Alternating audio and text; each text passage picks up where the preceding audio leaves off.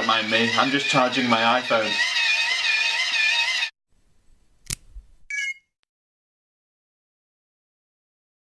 Hey guys, Quiz Cam episode 1.0.8, and this week I got sent the Eaton boost turbine. Essentially, it was debuted at CES earlier, and essentially it's an emergency charger for your iPhone that you power by essentially turning this handle here. So it's completely green. It does look like it's got an input in there as well to plug it into a USB port in your computer.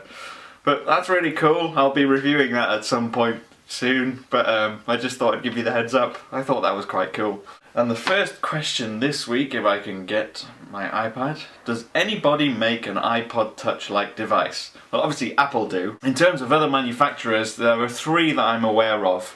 Sony, Philips and Samsung all make touchscreen MP3 players, and I think all three of them run a version of Android with their own heavy customized skin on. In fact, the Samsung one is the Samsung Galaxy S Wi-Fi, which is essentially a Galaxy S that's not able to make phone calls. So it's the same as a Galaxy S, it's just an iPod with Android on it. Cam, which is better, Angry Birds or Temple Run? To you, of course. Now, it depends. It depends. At the moment, I'm addicted to Temple Run 2. I think it's a fantastic game.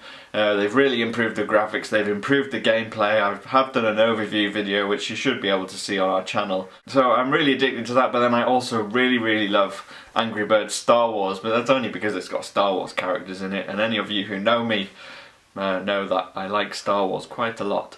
Did you meet all today's iPhones people like Jake and the other ones? No, the only person I've met from today's iPhone is Stephen, who's a writer on the site, but that's only because he lives in the same city as me. I have not met anybody else, but I do speak to them quite regularly. Have you ever jailbroken your iPhone? If so, why? I jailbroke my iPhone 4S. I think it was when they released the second version of jailbreakme.com. The first reason obviously was because it was so ridiculously easy to do. You just went to the Jailbreak Me website and hit the thing to unlock it, and it unlocked. Jailbroke it, and then I put Cydia on it. And one of the things I really loved about jailbreaking was just putting the tweaks on. I used to use a little bat signal for my status bar where the 3G was. And so little tweaks like that are the stuff that I liked. But then the downside was that it did slow my phone down quite a lot, and I wasn't too keen on it after a while because the benefits that I got out of it didn't warrant ruining my performance. So in the end I just reverted back to standard software, and I leave the jailbreaking to Matt, who does all our jailbreaking videos now. Do you think that Apple will ever make a Galaxy Note 2 sized iPhone? Tim Cook said recently after the earnings call yesterday, so when I say yesterday what I mean is Wednesday, on the earnings call he answered a question about the iPhone being the perfect size, and he gave the typical Apple response of, we think 4 inches is the right size for a phone, so you make it usable with one hand. So it's hard because, I mean, Apple have said stuff like that before, and I mean, Steve Jobs famously said that nobody wants to watch video on an iPod, and obviously released a video with a video playing iPod a couple of years later. He also said people didn't want an iPod that was a phone, and he made an iPhone.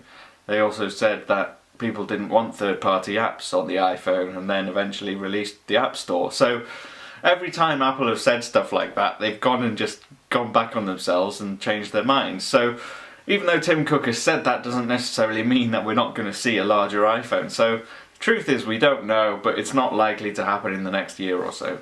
Why do you number your quiz cam videos with 1.0.x as opposed to 5, 6, 7? That's an interesting question. It started off because I did originally start quiz cam in the summer, and I called quiz cam episode 1 was in June or July or some point, and then I got really ill for weeks. I had a bad throat infection, I couldn't make any videos, and so what happened was I had to start again, and I couldn't start again with just the regular number 1, so I thought it would be fun to number them like iOS software updates. So you've got the 1.0 point, and if I ever change the format of these videos, and if I start a new series at some point, then I'll just call it episode 2.0 point whatever. But at the moment we're still in series 1, so We'll see how it goes, and I might change the format at another point. Will you be getting a BlackBerry 10 device when it comes out? I would love to. Everyone who knows me and has been following me since I started on this site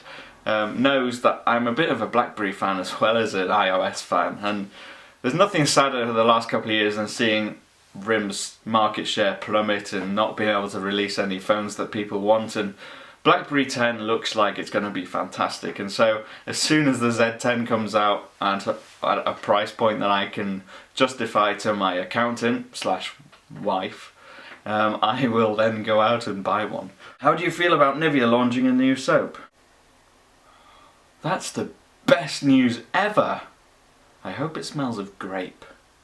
I like grape.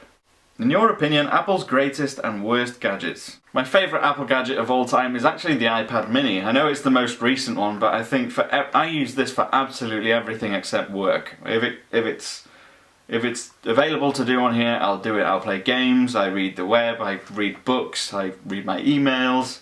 I do all sorts of things on my iPad mini. In fact, there's probably no point in me having an iPhone, because the only thing I use that for is making phone calls and texting people and taking pictures, so really I don't need it that much. Worst gadget of all time is undoubtedly the Pippin. It was Apple's attempt at releasing a games console and it went really badly wrong. Second in line, probably the Newton, the PDA market they tried to get into, and obviously Palm completely dominated that. So yeah, the Newton and the Pippin for me. Do you think Apple will make a Mac with a touchscreen?